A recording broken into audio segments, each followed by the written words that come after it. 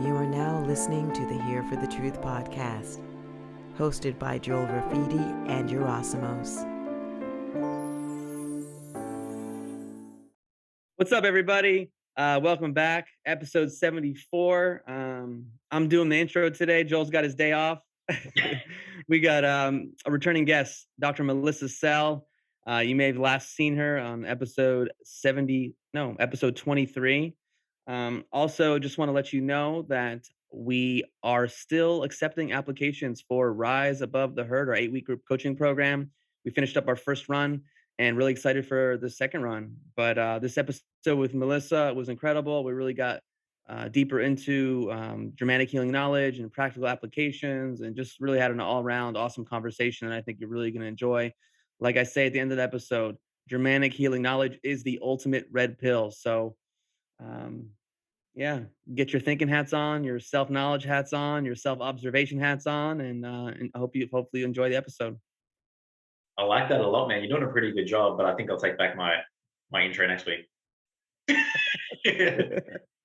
Guys, if you're interested in joining Rise Above the Herd, head to riseabovetheherd.com.au. We kick off June 20. Study is coming up pretty quickly. And without further ado, here is Dr. Melissa Sell.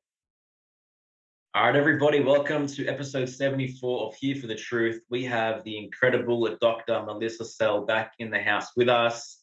She's the guest on one of the most popular episodes in the history of this podcast, episode 23, on disease, a whole new perspective, healing and disease, a whole new perspective.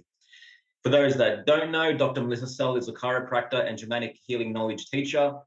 She helps people to understand their symptoms from the GHK perspective, guides them in learning to trust their bodies, and teaches them mental shifts for creating a deep sense of peace and well-being. If you're looking for an introduction into Germanic healing knowledge, we suggest you go check out episode 23 first, but we know for most of our listeners, they're now pretty well versed with that episode, and we're here now for a follow-up and to really discuss, okay, we know this information, we kind of understand the basics of it, what are the next steps in really applying this into our lives in a profound way? But first off, let's check in with Melissa. What's going on in your world? Are people getting more excited about GHK? Is it raising in popularity or? Yes, it is. I mean, we're having opportunities all the time. Yerasimos a couple of weeks ago and we were at Music and Sky and got to share it with a ton of new people. And people are really getting turned on to this information. And the thing about it is, it just feels right. Like when you listen to it, and kind of where the direction I wanted to go today is just kind of checking in with yourself of how do you feel about this information? Some people, they hear it and you kind of have to be ready to accept personal responsibility for kind of what this means in your experience, because this in GHK you can't really hide. There's no more blaming. There's no more scapegoats. We're not looking at external things as the cause, the source of disease or illness. We're looking inside at our conflicts, at the stuff we haven't looked at yet, at the areas of our life that may be uncomfortable to examine sometimes. The thing about this work is that it reveals your biological symptoms, reveal your personal history, and to be able to look at that with this curiosity and this honesty, radical self-honesty, is the next step of looking at, why do I have what I have? Why am I dealing with what I'm dealing with? If something is unresolved, if you still have a symptom, there's something that you're not quite seeing about the conflict, and you just keep asking questions. And so it'll be fun to discuss with you guys just, either conflicts that you've noticed in your own experience, people's noticing even something as simple as a sneeze. You making the connection between a sneeze and a stink conflict is foundational. So you can see, oh, that's how my body, I'm learning all the time. I feel as though I'm constantly paying attention to my own symptoms. So I can see, oh, that's how my body interpreted that situation. That's how their body interpreted that situation when someone else sneezes. So we can take this in any direction you guys want, but I think that really helping people to see that this is all meaningful and your body is always communicating with you about deeper aspects of how your psyche is interpreting your experience. Cool. Yeah, I definitely want to get into that where we can talk about specific examples from our lives, because I think definitely the next step is like, how do people apply this? Because they get this knowledge And some of the websites can be a little bit more like really technical that people go to around this. So it's like, how can we simplify it so people can really get into it? Um, but I wanted to really start off, it's just coming to me right now, but because it's so popular in the health field, I want to get your take on it, the word detox. Because everyone is like, "Oh, I got a rash because I started a new diet. It's detox. Oh, I did a thing. It's a detox. A detox. Everything's a detox. All these symptoms are a detox." And I just would love to hear your um, point of view around that, especially through a GHK lens. Yes. And so my old perspective, so prior to learning about GHK and understanding the biological laws, the detox idea made a lot of sense, that the body detoxes through the skin, it detoxes through the bowel, it detoxes through the nose. And so we can see and interpret symptoms as a detox symptom. But there's something about that that doesn't track, and that is the randomness of it.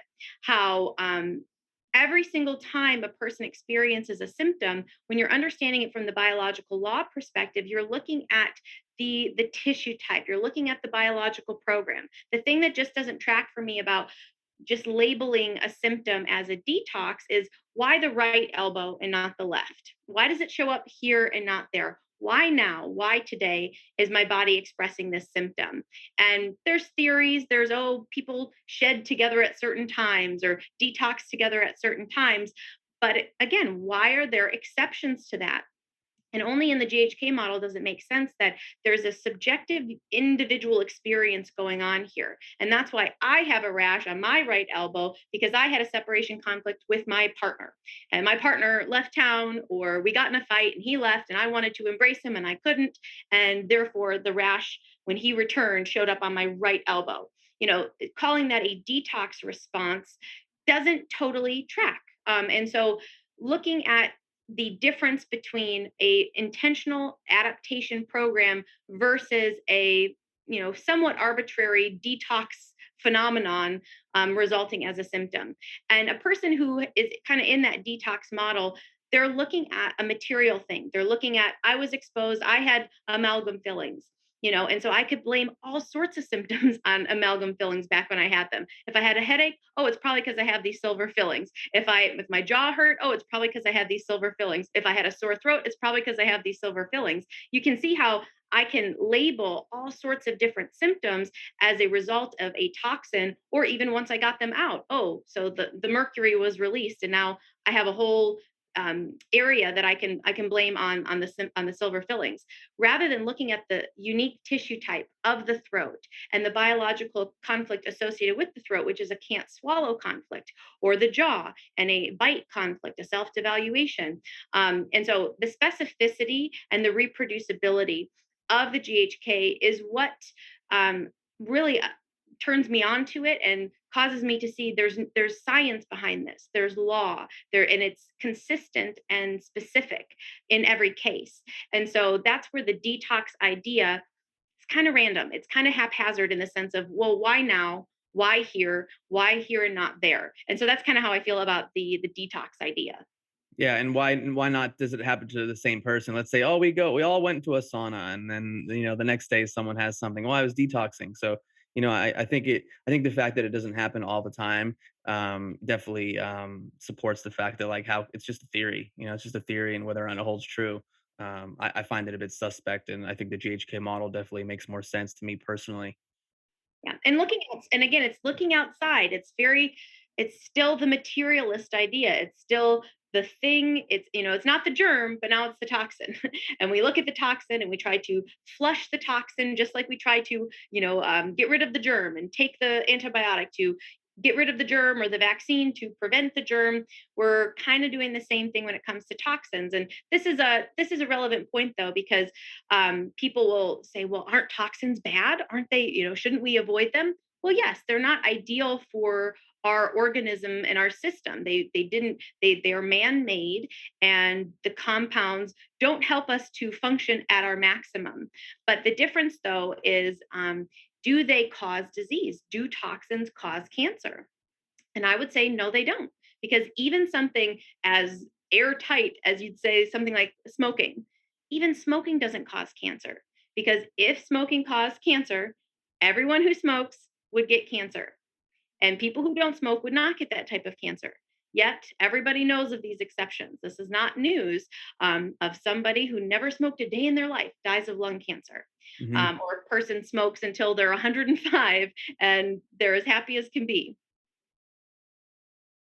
Interesting. I've definitely, like obviously in the past, correlated specific symptoms with detoxing protocols and whatnot for sure. So yeah, very interesting. I mean, particularly like, but you think when something's leaving the body, it's going to cause pain, right? Or no? Well, does it every time, and that's the Yeah. thing is how we have to look at and that's why I suggest that people look at all of it. Mm, Look at the stuff you're consuming. Look at the toxins that you're being exposed to. The thing about toxic exposure that makes the most sense to me is that it's an immediate response. If you intake poison, the poison's coming out immediately. It's not kind of sitting there and waiting until you take the charcoal and then it can release. It's like an immediate reaction, and it would happen if it's a poison. It happens in every organism. It's not like we have different tolerance levels for actual poison. It's these kind of sub poisons where we say it accumulates over time and then it sheds out of the body. That's the theory component, because we can't quantify it. We're Mhm. all being exposed to all sorts of shit all the time. And so, how can I quantify the point at which my bucket gets full and I start expressing symptoms?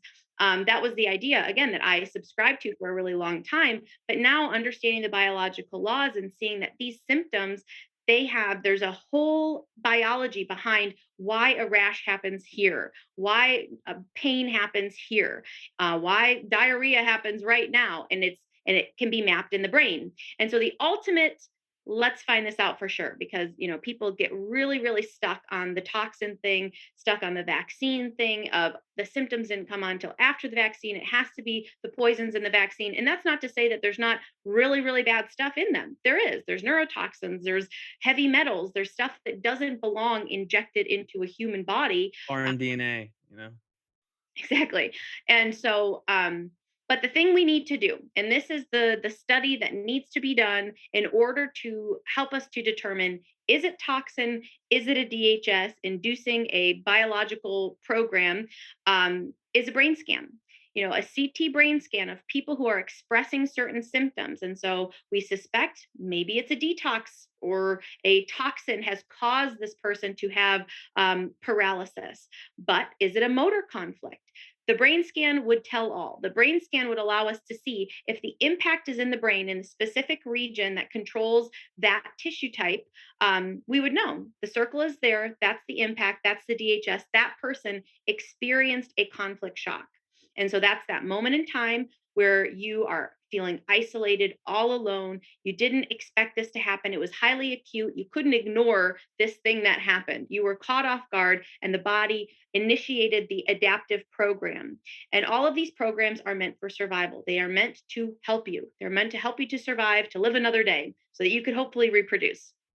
And so, but if the circle's not there in the brain and the body is expressing a symptom, then we would know this is a toxin. There's some type of poison in the body, and that's what is bothering this tissue. That's what's causing the body to express this symptom. And so, when people really kind of press the argument about the toxin, I say we have to do that study. We have to figure out definitively what's going on here. And so, in the meantime, when I'm working with the person, I say, let's look at all of it. If you feel good about doing a cleanse, a detox, charcoal, whatever it is that you're doing to help to bind up toxins and remove them from your body, if you feel good about that, let's do it.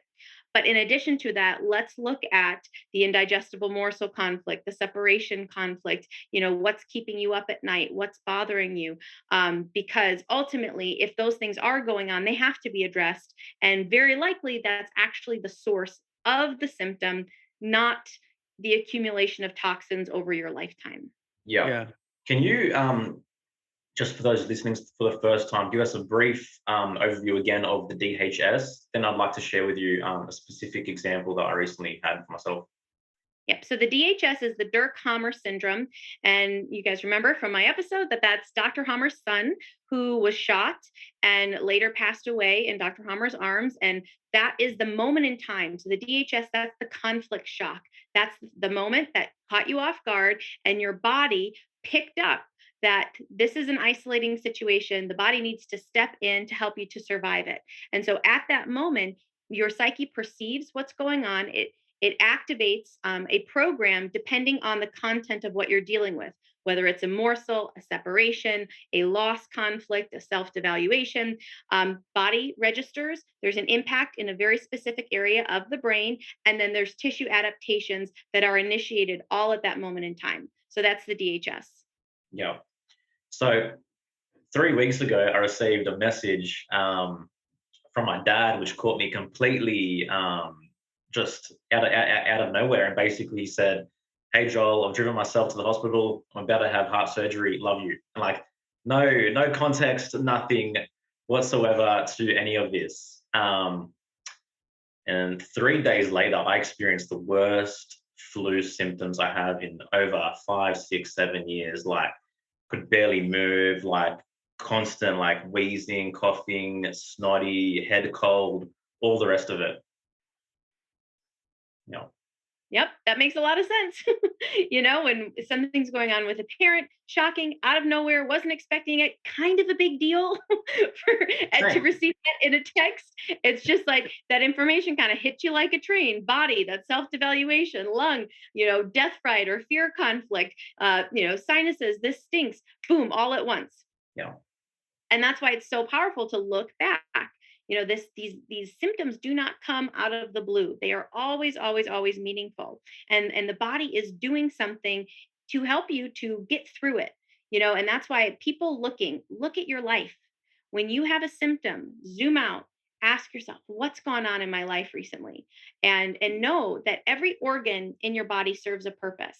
Every organ has its specific function. There's a reason that it's there. This actually, I thought you guys would like this. It's a great quote. It's from the Fountainhead. Hmm.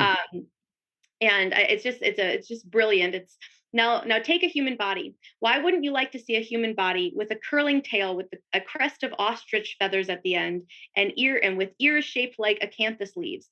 It would be ornamental, instead of the stark bare ugliness we have now. Well, why don't you like the idea? Because it would be useless and pointless. Because the beauty of the human body is that it hasn't a single muscle which doesn't serve its purpose, that there is not a line wasted, that every detail of it fits one idea, the idea of man and the life of a man. And I'm like, yes, Ein. Because that is, it's at this, the body is so brilliant, and every organ that is present in the body is there to serve a purpose. It's there for a reason, Yeah. and it's really funny. Helmut Pilhar, who he is Dr. Hammer's approved lecturer, who taught for Dr. Hammer when he was in prison. He says all the time, "Why do men have nipples? Why do men? Why?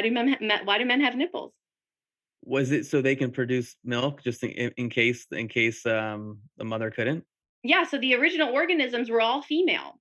And so yes, so this is, we have these vestigial structures, but they all serve a purpose. And so they've served a purpose at one point in our evolutionary history. And by understanding that these bodies didn't just show up here, there is ancient wisdom. There is every organism in your historical line that survived had to adapt to its unique environment, and all of that wisdom is just concentrated into our bodies. And everything serves a purpose. Everything is perfectly organized. When you look at the arrangement of the brain and the brainstem perfectly mirrors these very basic organisms that had one opening, and then the morsel of food would come in and it would go around in a certain way and then it would exit. And that's exactly how our brainstem is organized.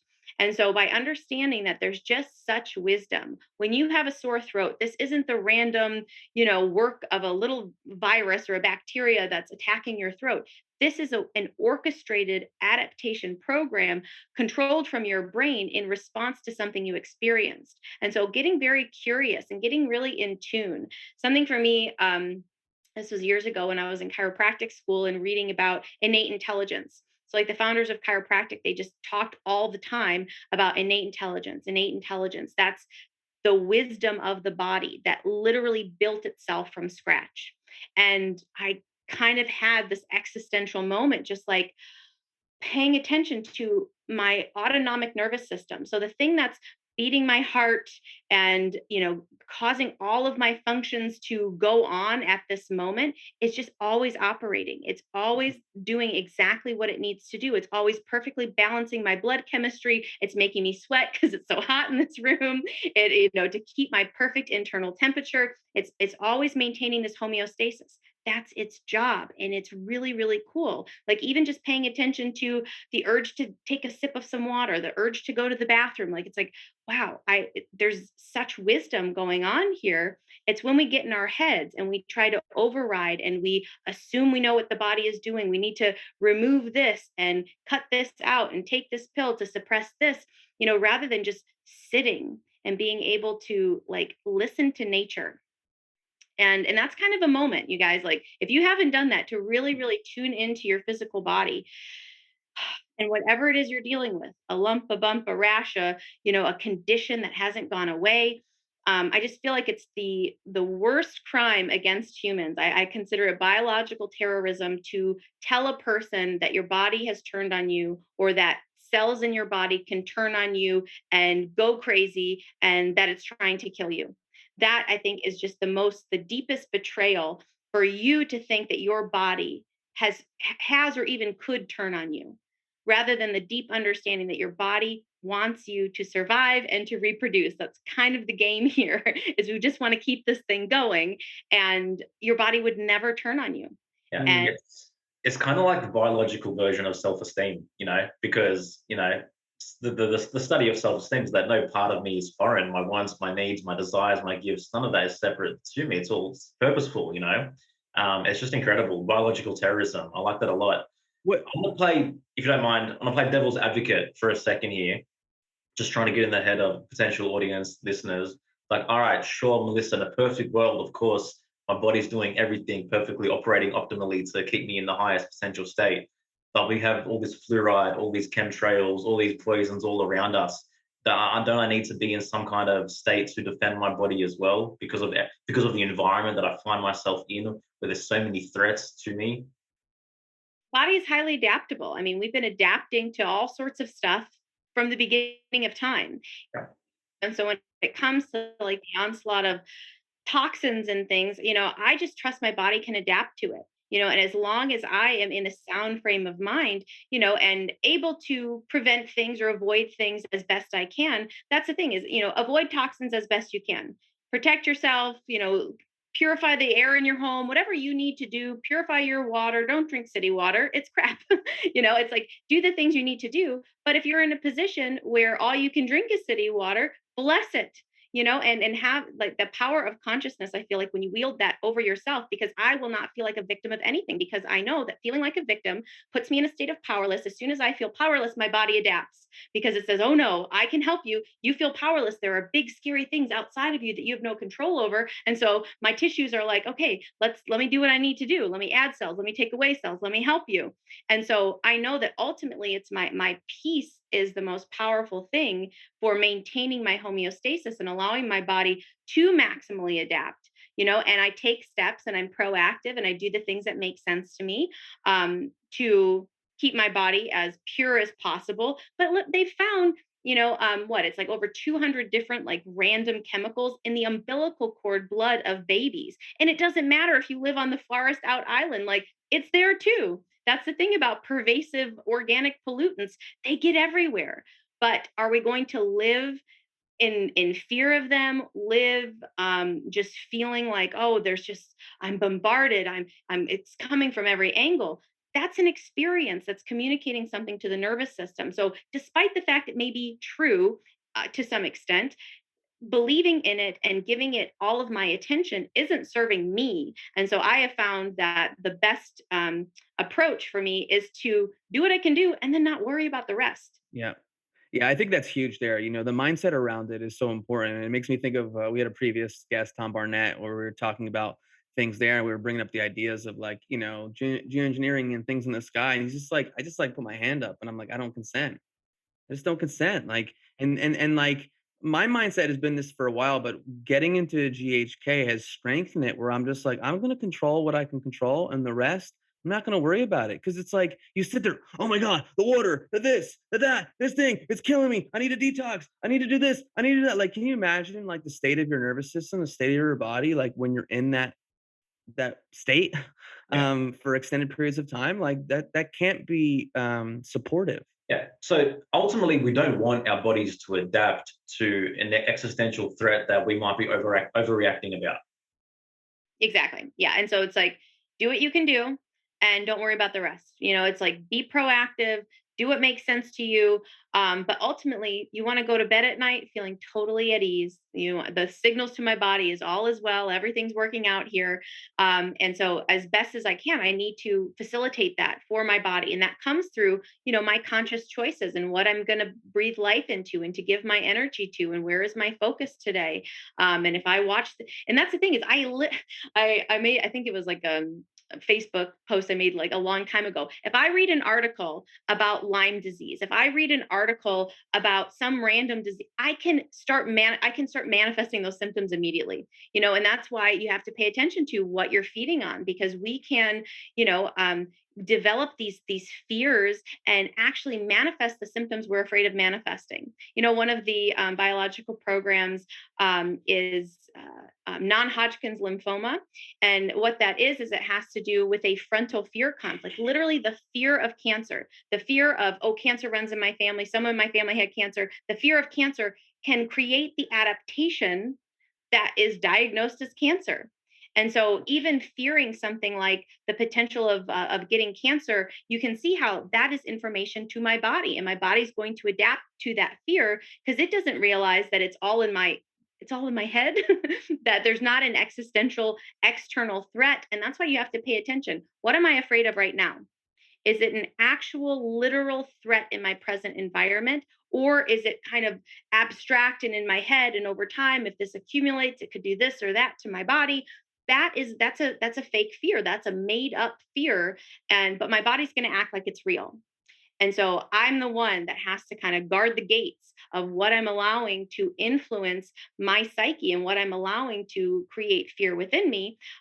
Because, stuff does happen. Why do we want to add on top of it? There are actual shocks and moments and texts and things we receive that we want to be downgrading and bring into context and do our best to navigate and handle those very real life situations. People dealing with family members in the hospital for 40 days being handled by these people who don't really know what they're doing and they're doing all sorts of stuff. That's a very, how does a person not have a conflict over that? How do they downgrade that when their family is kind of in the lion's den in that moment? That let's spend our energy actually dealing with actual conflicts rather than the abstract idea that these toxins over time could accumulate and do this or that.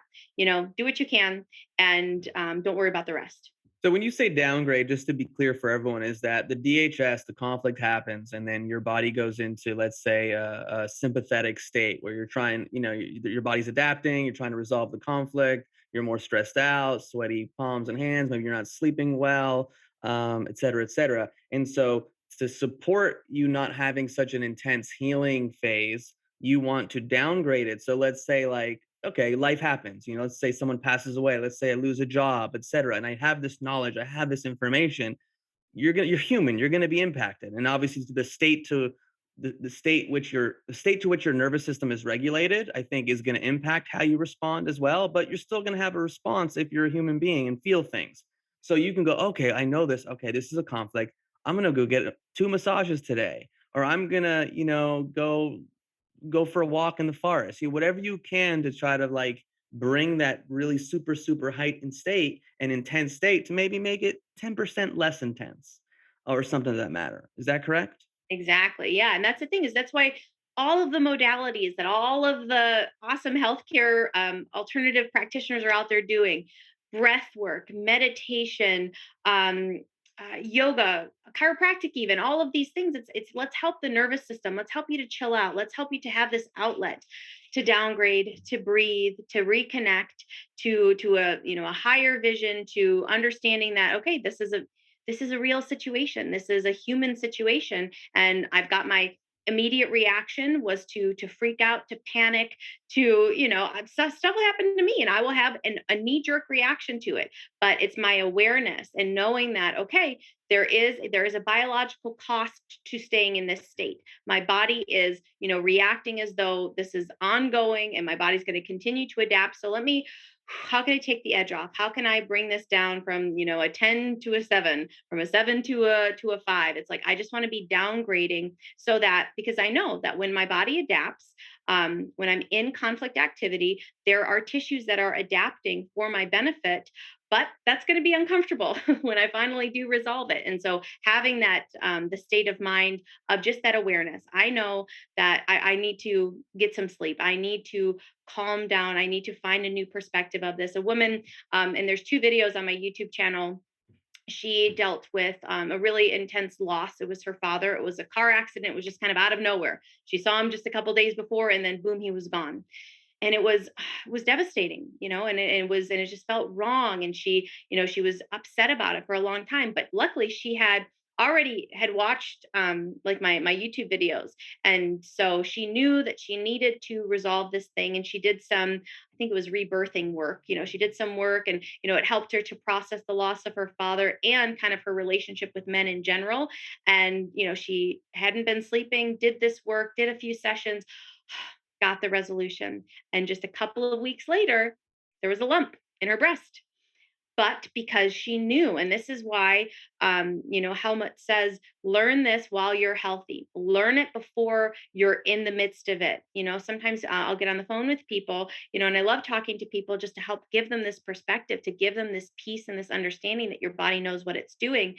But once you're already in the diagnosis and in the treatment protocol and what they want you to do, and it's a whirlwind. Like, they don't waste any time freaking you out and telling you the worst case scenario and giving your timeline of what needs to happen when.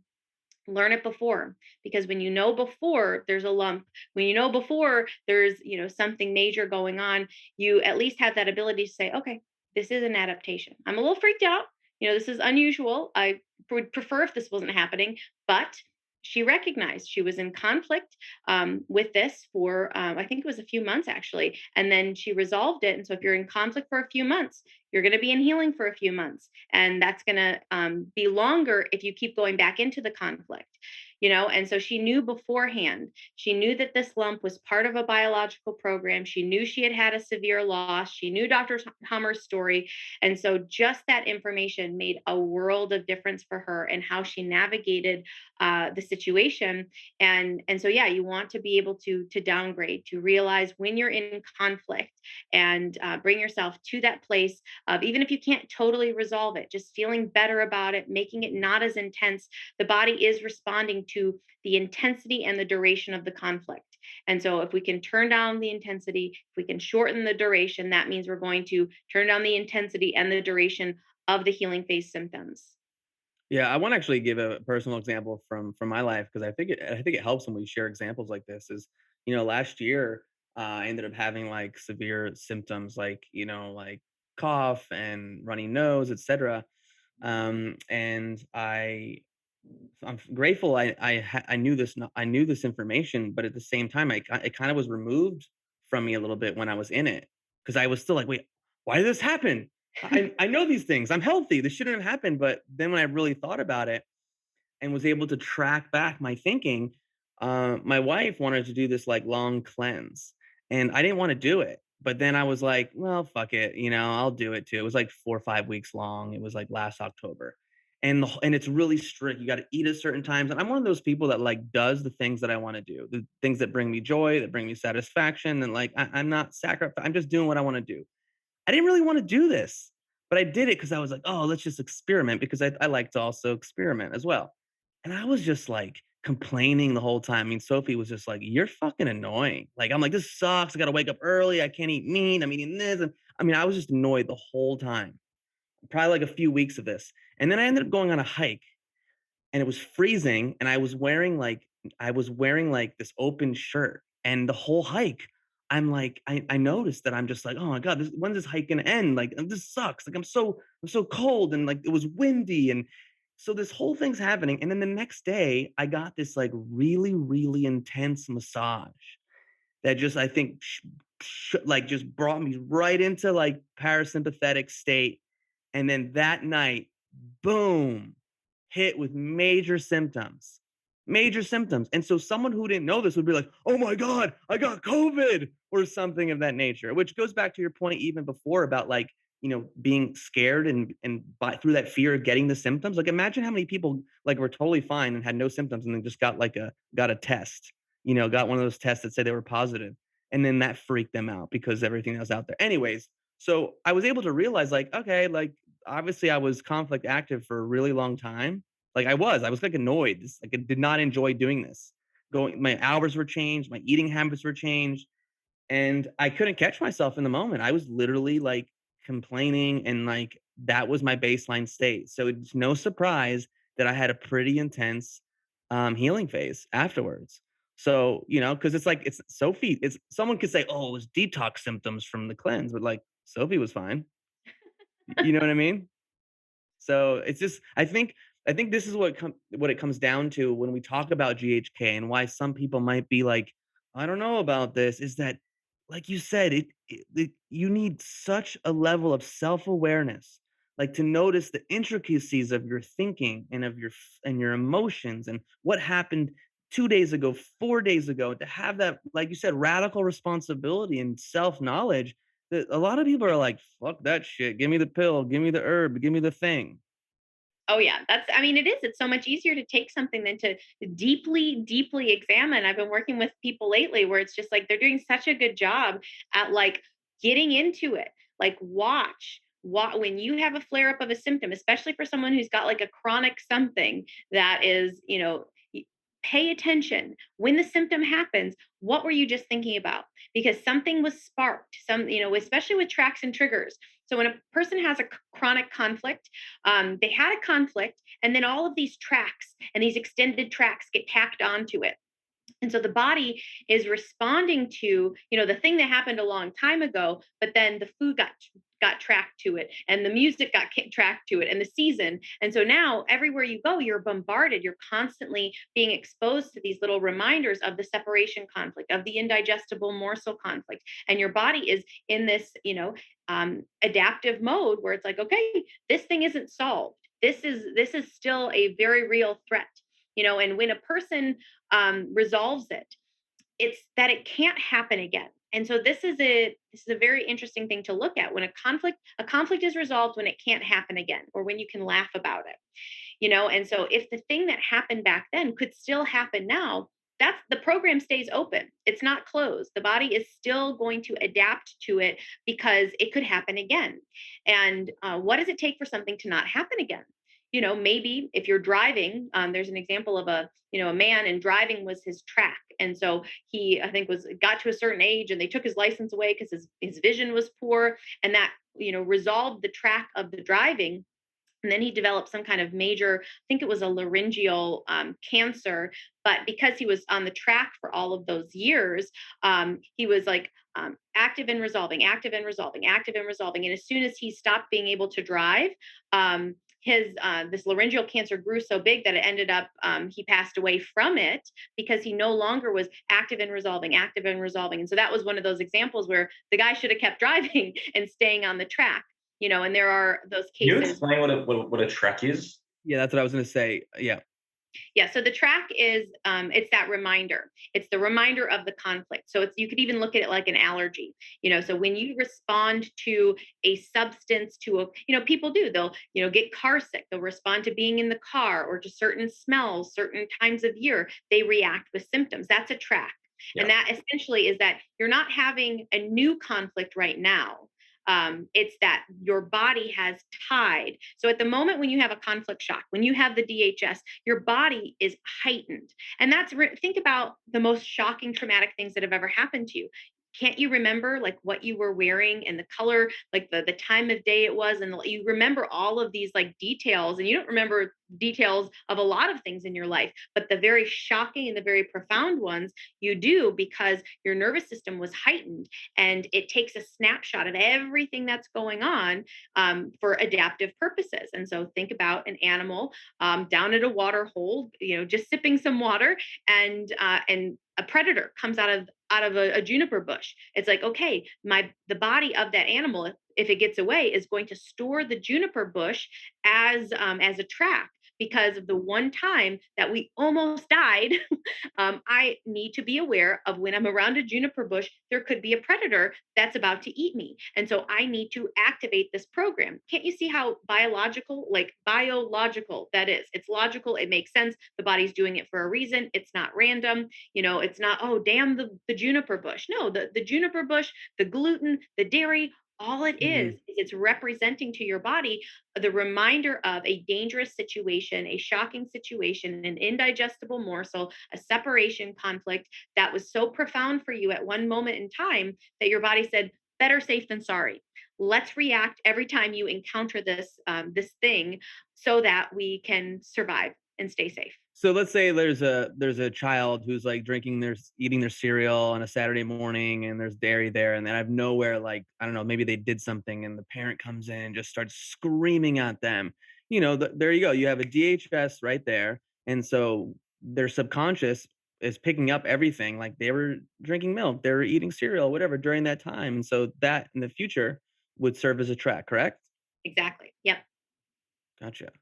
And so Wow. that's how it works. And so we pay attention to the things we react to. And so, and there's clues. So when a person has a conflict that's like long lasting and it was years ago and they like can't remember, there are some conflicts that literally your mind, there's memory loss associated with the conflict where you search and it's not there. And so when you're searching and it's not there, you can't think of it. Don't get upset, because getting upset about it and resisting it and saying, oh, I'll never be able to figure this out. Or, someone I saw, said that, oh, my life, I can't look at everything that's ever happened to me in my life to try to figure this stuff out. It's like, well, do what you can do.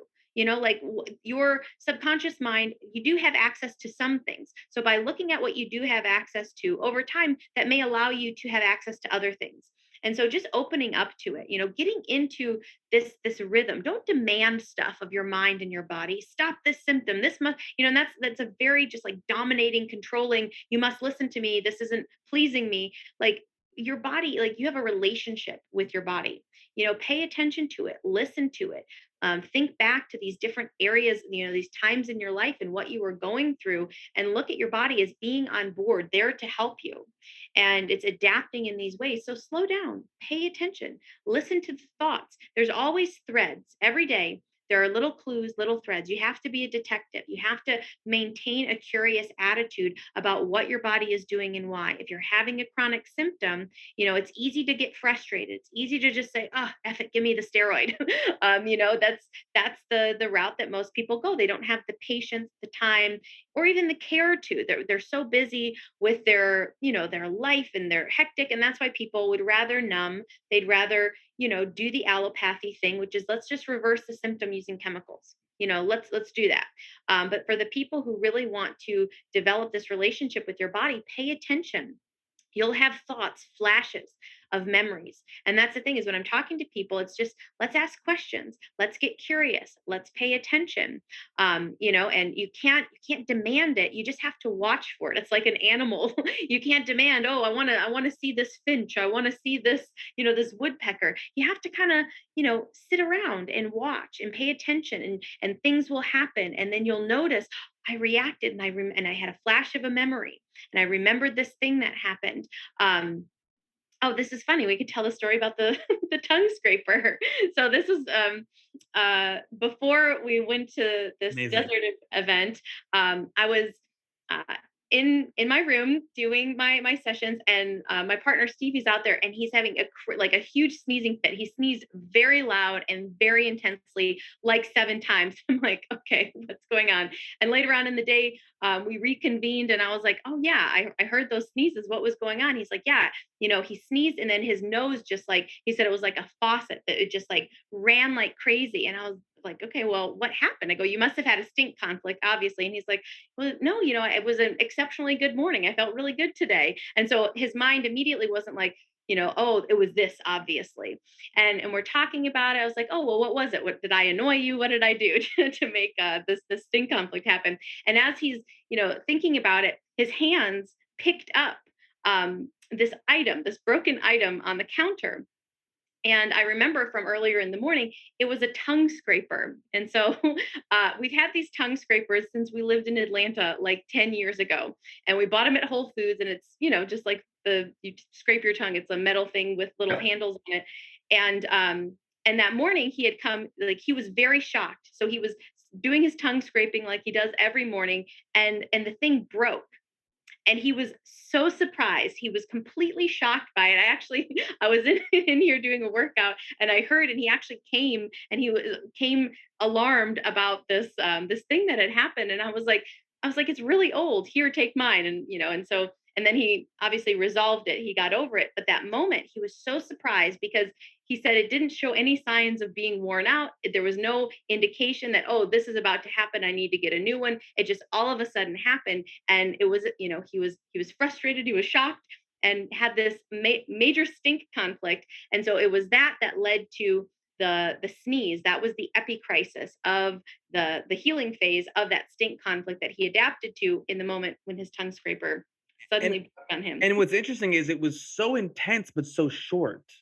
Yeah. So the healing phase was like really intense and short. It's not like he's like, oh, I have cold symptoms for a week, Exactly. Yeah. And then that's the difference. So if you have like a stink conflict that's just like an ongoing annoyance and it's bothering you all day long and it stinks for 2 or 3 days, that whatever the frustrating situation, then you have like a cold for 2 or 3 days.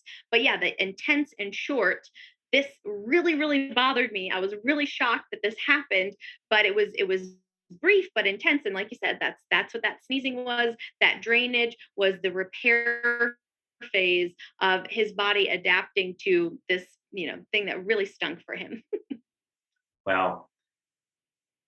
This discussion is bringing up something for me, which I'm thinking of. So, like in Australia, like a lot of people from the Middle East came here from turmoil countries and war-torn countries. They were forcibly removed from their homes, like my parents and other Lebanese and Palestinian and Syrian families, etc.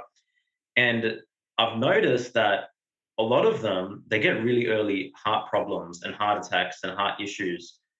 For example, like I think 3 or 4 of my mom's uncles like all died in their 50s from heart attacks.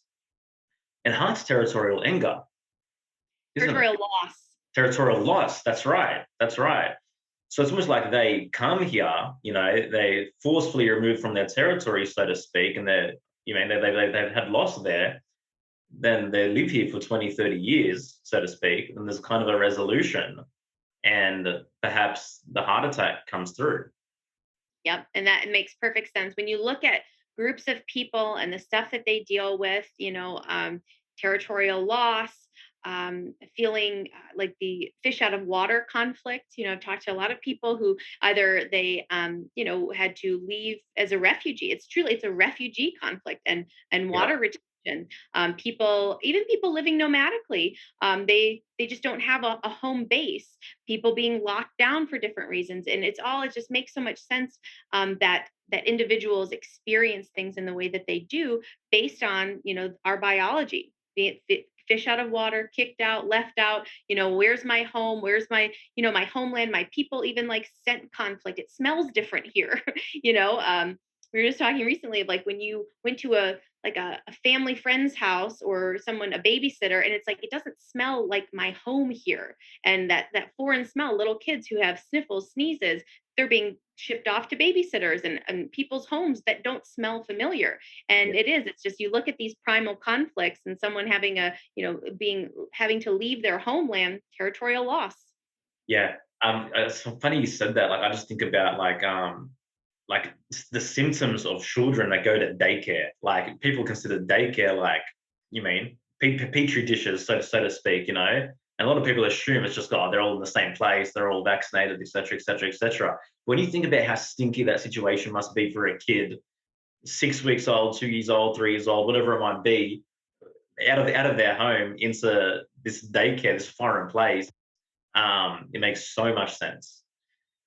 Yeah, it just makes more sense. Like, I can see how, contagion gets the rat, what's the Yeah, other thing? validated somehow. Like, gets blamed for it. But when you really understand the conflict, the subtle nuances, the subjective experiences, how your psyche perceives it, and of course, like, as a child, there's it's much more primal, as a 3-year-old, they're not sitting there having like, well, this stinks right now, it's much more primitive. Yeah, But yeah, it just makes more sense. yeah. So, say for example, let's go back. Someone remembers the traumatic experience that took place, 10, 15 years ago, comes to them. What do they do with that then? Mm. Yeah. What do you do with it? You have to bring it out of the subconscious, bring it into the light of your awareness. If you know this was the thing, it is this still relevant for me? Because if it's still relevant, if it can still happen again, the psyche's not going to let it go. It's like we keep the program open as long as it can happen again. And so there is this inner rearrangement. So if it's not something that's just practically obvious, what can be done about this? How can I rearrange my life so that this isn't a problem? If it's like, this idea that I need to be a certain way. I need to show up a certain way. It's like, okay, well, what's it going to take for you to not need that anymore? And that's an inner rearrangement. That is a changing of your self concept, of your relationship to yourself, the world, other people. Because if it's still relevant and if it's still a problem, we can find ways of avoiding the tracks. So avoiding the tracks is as it's a legitimate solution. If you figure out this is a track for me, when I encounter this track, I have symptoms. Avoid the track. If you can't resolve the conflict, let's see, can you downgrade it? Can you at least find a partial resolution? You just got to get creative and you try a ton of different things. That's, when we working with kids, working with yourself, it's like get curious and try stuff, experiment with it. What's going to bring you a sense of relief and peace and the idea that all is well? What about it are you stuck on? What are you trying to avoid? What are you trying to attain? Can you get that in a different way? And yeah, so it's there's not one single solution because we are so unique and everything is so subjective. What's a resolution for you may not be a resolution for me. And Yeah. so that's getting to know yourself and developing self-awareness and having, just this radical self-honesty. Like, what aren't you looking at? What aspect of it have you not acknowledged to yourself? And so bring it out, let yourself see everything that there is to see about it, and then get solution oriented and try a bunch of different things. And then trusting, people sometimes it can be frustrating. I've worked with people who we've tried to find the conflict and it's like, we can't really, it's hard. They are having a hard time really identifying what it is, and they're having a hard time avoiding the tracks. And so the symptom is persisting, and so that can get frustrating if you allow yourself to get frustrated, or you can develop the attitude of, I'm figuring it out. I'm figuring it out. It's coming to me piece by piece. I'm downgrading. I'm developing this awareness. I know that in time I will see what I need to see. Apparently, I haven't seen it yet, but that's okay. Even this is a great story of a guy who had known GHK for a very long time, but was having a persistent problem, and it didn't go away until he went to like a high school reunion, and then suddenly he didn't have the symptom anymore, and he was like, "Whoa, what was it?" And it was he saw someone at the reunion that resolved like a long-standing track that he had. And it wasn't until seeing this person, and it just naturally, like organically resolved by seeing this person. But it wasn't until he searched for it and tried to figure it out and tried to rack his brain about what it could possibly be and couldn't do it, even knowing GHK, even having, access to, resources and people who had been doing it for a long time, couldn't figure it out until the reunion, the person, and then it just fell away. And then in retrospect, he put the pieces together and realized what it must have been and how seeing this person, resolved this long-standing conflict he had. And I was like, that's so interesting, and so don't beat yourself up if you haven't figured it out yet. It may be so subtle and so, like unique to the situation but trust and just stay open to it. Tell your subconscious mind every day, I'm ready to resolve this. Show me what I need to see. And then just, follow your intuitive leads. And I believe that you will be led to the circumstance, the person, the thing you need to see that you haven't seen yet. Yeah, I want to ask you this because we had a previous guest on. We were talking about circumcision trauma, porn addiction, and a bunch of other interesting subjects. And he was talking about how he, after 7 years of doing deep healing trauma work, somatic experiencing, et cetera, he was able to kind of like unwind and heal the layer of circumcision trauma. This is pre-verbal stuff, and that he got a rash, a big rash around the penis, the area of the penis where he was circumcised, and that rash extended through like his whole lower, like kind of lower area and groin and area. So what would, like, from a GHK standpoint, those symptoms, what would they signify? And what obviously was resolved and what healed? Because then he also said afterwards he was feeling a lot more in his body, more grounded, less defensive, less reactive.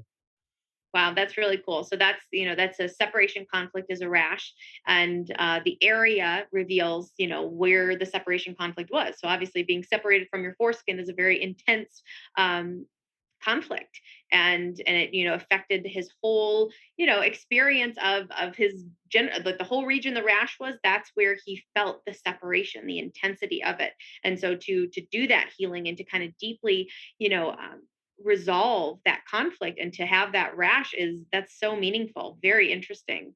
Yeah, no, it's pretty amazing. And I guess also too, where you think about like, obviously it was so intense, and it was kind of, you could say, a short period of time. So the healing phase most likely is going to be intense, but not last as long, right? Potentially. Well, for him, did he I guess the when did the conflict begin? So was it something that he believes the conflict was when did he the He said it idea all took place within a few hours. He said it was really intense for a few hours, right?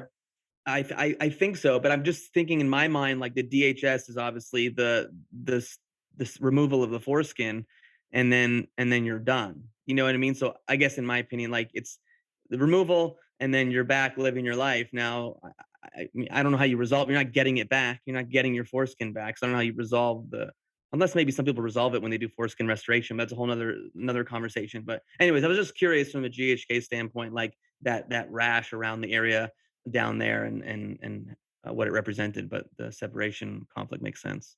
interesting, yeah, and yeah, the intense short experience, and then to resolve that, to have this flare up of a very short intense rash, that would track. Yeah. Oh. So can it be said, Melissa, that like there's obviously a huge correlation between Germanic healing knowledge and nervous system health, nervous system healing in general, right? Can you expound on what you mean by that? Well, I Well, I guess. mean, it seems as though a lot of the conflict resolution really is in healing the nervous system, and developing nervous system regulation can actually resolve a lot of these conflicts if we go and do that deeper work. Well, I would also say that having a well-regulated nervous system will support you in one being more resilient, so your conflicts maybe won't be as intense potentially, or last as long potentially. I don't know. I'm curious your thoughts. Yeah, so I would, the nervous system's the conductor, the conduit, but so it's the psyche. The psyche is where the conflict is, and so it's the resolution has to come from the psyche. And then the nervous system as the conduit.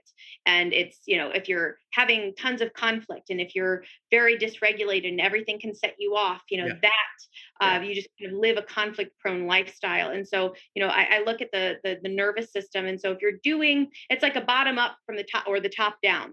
Some people have this bottom up approach where they're working on the body, they're trying to release stuff from the body, from the tissues, which can help a person to bring something into the psyche for them to become aware of and then to work on. But ultimately it's in the psyche that the resolution takes place. The resolution doesn't take place in the nervous system of its own. It has to take place in the psyche, so that the organism has to get this deep subconscious release of, okay, everything is okay, this is no longer an issue, the stone has dropped from my soul, this can't happen again. That's the resolution.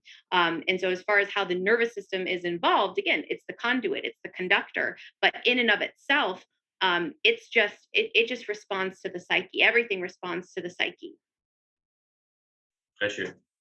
No, that makes sense. So it's almost like you're doing the nervous system work to generate that remembrance, within the psyche, so to speak. as well. Yeah. Well, Yeah. so again, I guess there's different access points because you can Yeah. work on the nervous system, you work on the body.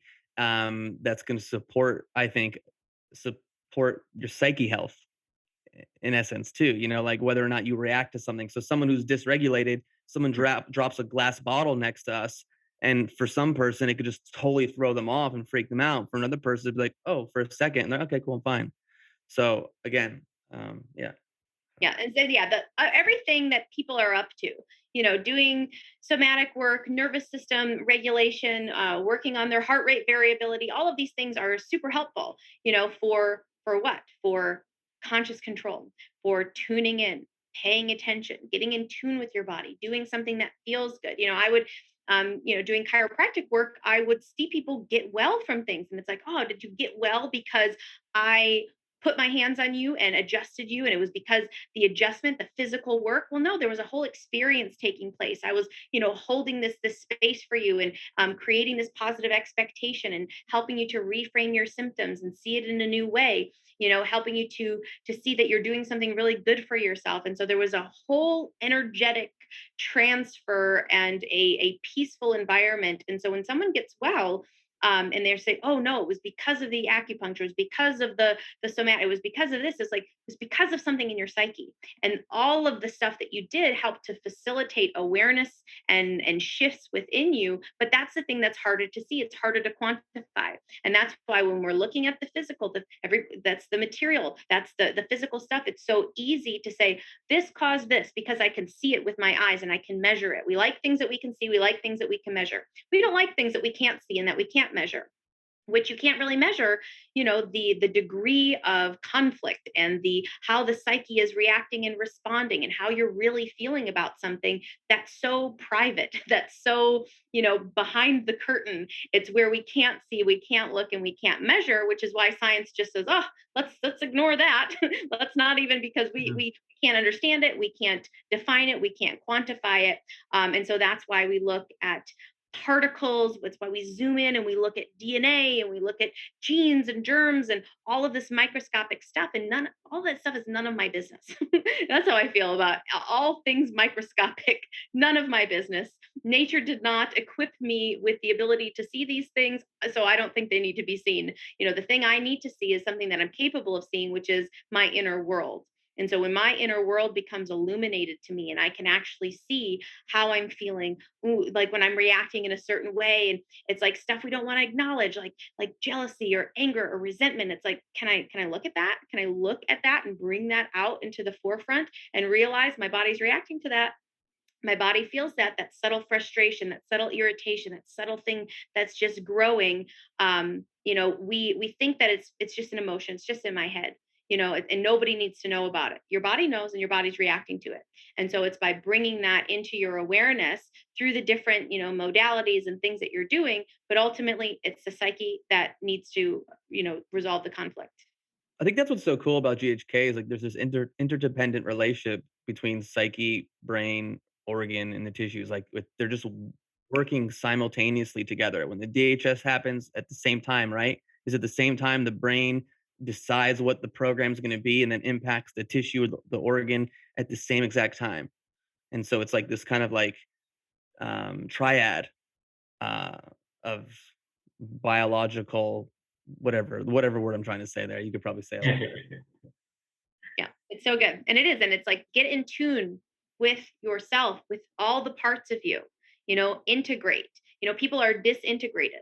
They've got all these different realms, mind, body, and everything's so separated. And you look at medicine, that's what they do. You see one doctor for your skin and one doctor for your heart and one doctor for your colon. And you see all these different, and none of them, it's like this cohesive integration. In the GHK, it's the whole body. It's this holism. It's this whole organism, and everything is affected by everything. And you can't, part and piece and take it apart. You have to see it as this organic whole. And when you get into tune with that, your thoughts and your feelings and your reactions and your biology, it's like it's a lot of moving parts and pieces, but it's all within you. And so when you think that, okay, it seems outside of my grasp right now, but I'm understanding it piece by piece, I'm starting to see if I couldn't swallow something and had, like, I have a little bit of a sore throat. Okay, I'm paying attention to that. Oh, I've got a little bit of a toothache today. Who did I want to bite? What did I want to say that I couldn't say? Okay, and you make that connection, and you have a sneeze, and you're like, okay, what stunk? And you just start putting these pieces together, and you start paying a lot of attention to your micro reactions. These micro reactions that seem like nothing. There's so much gold in there, and you can see what's going on, and these primal fears, like these things from very early in life, they kind of set you up for seeing the world through the lens of abandonment, for example. So if you were left at daycare, if your parents, they got divorced and they're off dating other people and you just seem like an annoyance to them, and you're like, so you see the world through this abandonment lens.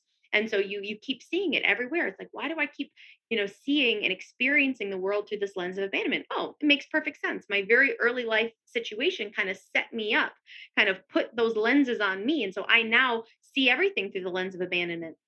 And I'm dealing with, weight issues because I'm holding on to water because my body feels like a fish out of water. Like, where do I belong? Where's my home? They don't seem to want me there. They don't seem to want me here, and so I'm like between these worlds. And so bringing awareness to that and kind of coaching your young self through those life situations with your present awareness.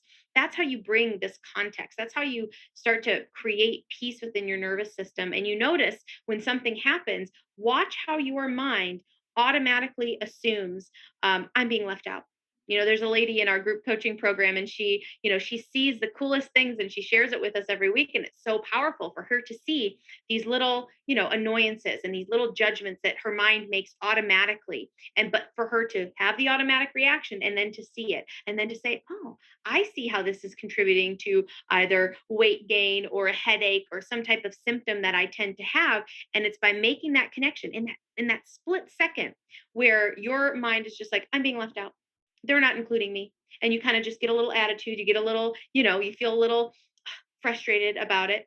Your body's responding to that, like, because that's reminding you of an early life conflict of being left out. And so that's kind of the level of detail and nuance and that we're looking at here.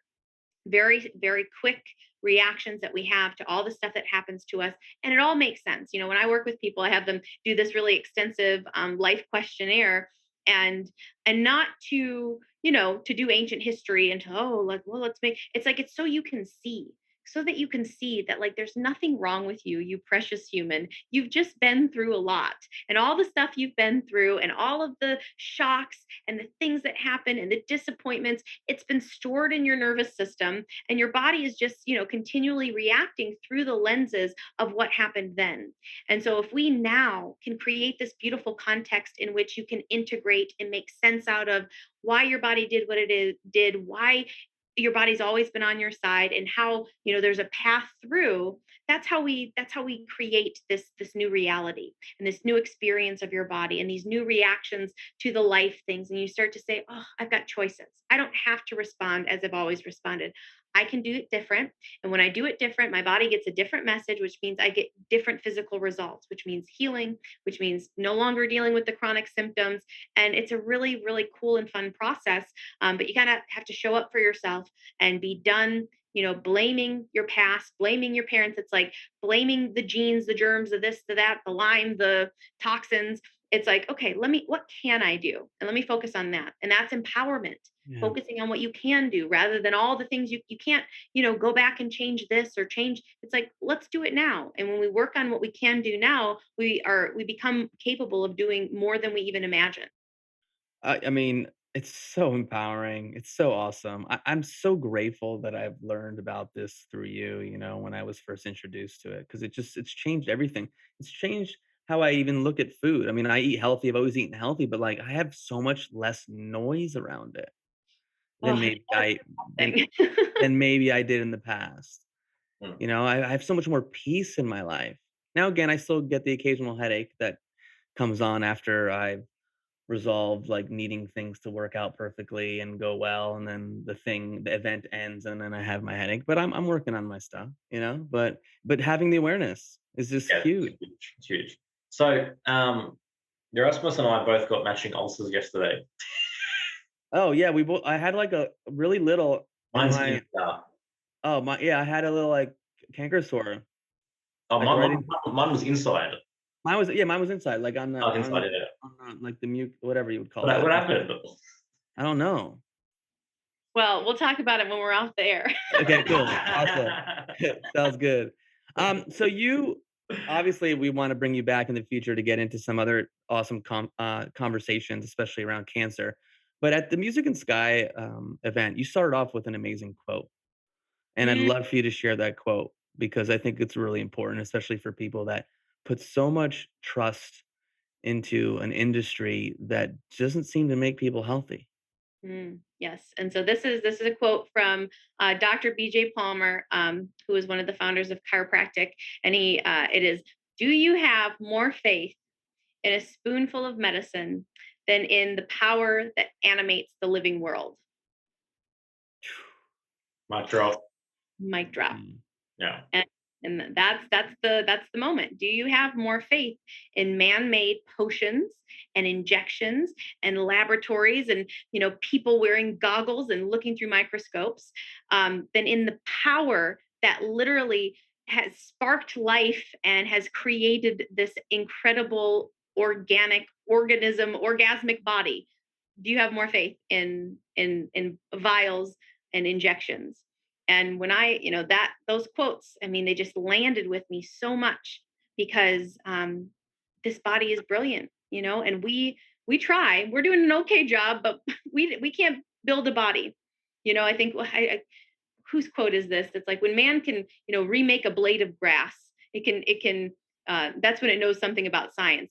We can't recreate this organic world. We're only trying to scratch the surface of how it works, and having just that reverence and that understanding that this body is ancient, the body knows what it's doing. I'm going to default to the body. I'm going to default to someone who respects the body rather than trying to override the body. I love it. I love that quote. We've become so removed from nature and we forget that we are nature. We are a part of it. And I think that's why people um, buy into the allopathic model so much and are hesitant to let's say get into GHK. But then those of us that I think understand this connection to nature, we're like, give it to me. This is amazing. This makes sense because it does. Out of everything I've come across, I've been on my own little truth seeking journey for 20 years. I've been in the health world for 15 years. I've dabbled with so much. And like I said a couple weekends ago, I think GHK is the ultimate red pill when Yeah. it comes to health and understanding your body and realizing like why do symptoms occur and what is sickness and what is disease. And I put those in quotes because your body's healing, your body's trying to reach homeostasis, and they have these such negative connotations with sickness and disease. It's like something's wrong with me, something bad happened, as opposed to no, this is a what happened and what is happening is exactly what's supposed to be happening based on your life, based on your perception of events, based on your reactions, et cetera, et cetera, et cetera. Yeah. I mean, particularly for myself as a parent of two young children, I mean, it's game changing and life changing for raising kids and all the little symptoms that come up and that you deal with. That's a whole episode in itself, I think, simply the GHK application to child rearing. But yeah, man, it's nothing's been the same since episode 23, that's for sure. I mean, when I came across it too, I was like, okay, why have I never heard of this? I was offended. I was mad. I was like, I went through chiropractic school. I've been in like around health stuff for so long, and it had been around for 40 years. Dr. Humber discovered, 1981, and like crickets. Why isn't everybody and their mother talking about this amazing work and how, that cancer is nothing to fear? And so yes, we'll definitely do a more detailed cancer episode, because that's the big one. That's the thing Yeah. that's gripped in the hearts of people, is this fear. And all cancer is, it's a long adaptation. It's, you're in conflict for a long period of time. And when we're having all of these little adaptations, in a sense, there's cancer going on. There's tissue loss and tissue repair, or tissue growth and tissue decomposition. And so like we're building, and this is, science knows this. science, that there's cancer cells in the body all of the time. It's because we're always adapting to stuff going on. Haven't you had just a little tummy gurgle after an upsetting situation? That was a little cancer, little tiny bit. And it's just that when it goes on for a long period of time, that's when we put the label on it of cancer. And they change these labels all the time. I know a person who got diagnosed with thyroid cancer and had to have a removal and a surgery and radiation and all this stuff, and now they don't even classify what this person had as cancer anymore, because it's arbitrary. They're saying a certain number of cellular divisions when we look at it. And you just have to know that it's just a snapshot. When you get a diagnosis, it's just a snapshot. You went to the doctor 2 weeks ago and they took a snapshot and they did this or that. They looked at your blood, they looked at your this or your, and then they say, oh, ma'am, you have cancer. Talk about a secondary conflict shock. That was 2 weeks ago. Don't you know that my body has constantly been adapting during these my body is always changing. Don't take a snapshot and then tell me I have something big, bad, and scary. It's just, I swear, it's just malpractice what they do, and the fear, like you said, these secondary shocks, the way that they handle cancer. I mean, imagine a world where you go in and you got something, you got a lump, you've got, bloody stool. It's like, oh my God, this is so bad. And you go to a place where they say, this makes perfect sense. We've done a brain scan, we've looked at what's going on. You have this conflict. How long was it going on? Okay, well, this is how this is going to go. Your body is going through a healing phase, and you're going to have these symptoms, and they're going to last for this period of time. And you might need this type of support. You might have this oozing. You might have, this symptom for a period of time, but your body knows what it's doing. And so we're here to support you. At some point you may decide you'd like to have this removed because the healing has gotten so intense. And, this is where we do that. Imagine the environment, the difference between being held and comforted. People are afraid to go to the doctor. Let's say you've got something and you've kind of, you haven't done anything about it in a while, and now it's just like, there's this fear to even go in and get help because of the shame, because of the guilt. Oh, you should have, why didn't you come in months ago? Oh, it's so bad now, because they see everything as a problem. They see that even just cancer as a death sentence. And so we have to unbrainwash ourselves, our children, our family members, to get out of the idea that cancer is this death sentence. What it is an adaptation. And does it, do some people die because of the process? Yes. And this is actually a pretty relevant thing to talk about, so people do die. Even knowing GHK, people can die, because being in conflict is an expensive process metabolically. So when you're in conflict, you're in this heightened sympathetic state for a really long time. Sometimes people die in the conflict active state because they're conflict active, and your body can only stay conflict active for so long before, so when someone's like wasting away, that in like cachexia, and they're just like skin and bones, it's because their body can't adapt anymore. They were in conflict for way, way, way too long. It just took up all of their resources, and then they're done. And so that's a very real thing, being in conflict for an extended period of time. And then we have, you resolve the conflict, and then you go into the healing, and the healing can be very, very intense, so for like the territorial loss conflict, if you're in that conflict for 9 months or longer, the healing phase is going to be fatal, Dr. Hammer discovered, and so in order to work with that, to help a person to stay alive, Dr. Hammer recommended staying active with the conflict at a lower level, so reactivating it almost intentionally to keep the conflict alive rather than completely resolving it. An example of this would be like a man who works at an office, and he's, been trying to keep his job for years, and there's a lot of territorial infighting, and someone wants to, the younger guy wants to come in and take my territory. So he's been like, trying to stay on top of his game all these years. And then he retires, and he's on the golf course, and, he's, it's all behind me now, and drops dead of a heart attack, and so no retirement for you. But so Dr. Hammer would say, okay, if you've had kind of angina, chest pain, you've had heart stuff for accumulated of 9 months. So if you have it for 3 months and then you resolve it, and then you have it for another 3 months and another 3 months, it's an accumulation of over 9 months of active conflict, which builds this conflict load in the brain. You want to keep it active. And so he would say to, don't totally retire, get like a part-time position as like a night watchman at the building so that you can still be there and you're not like in the heat of it, but you're still a little pissed off. You're still a little trying to, reactivate this territorial conflict so that you can, not drop dead of a heart attack. And so knowing this stuff is very interesting. And people might say, oh, well, this is terrible that the body would do that.